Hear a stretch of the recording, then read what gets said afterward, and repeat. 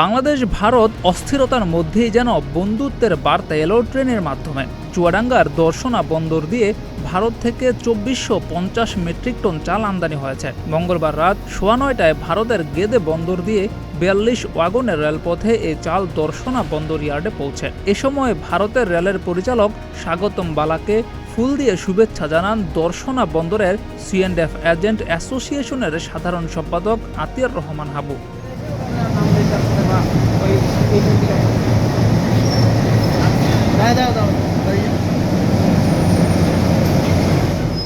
আতিয়ার রহমান জানিয়েছেন, ঢাকার পুরানা পল্টনের Messrs Majumdar agrotech international limited এ চাল আমদানি করেছে। প্রতি টন চালের ইনভয়েস মূল্য $490। কলকাতার 7/1 লর্ড সিনহা রোডের সৌভিক এক্সপোর্ট লিমিটেড এ চাল রপ্তানি করেছে।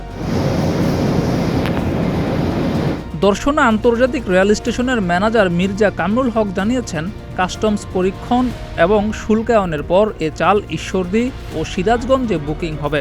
সেখান থেকে ট্রাকযোগে চাল পৌঁছে যাবে আমদানিকারকের কাছে।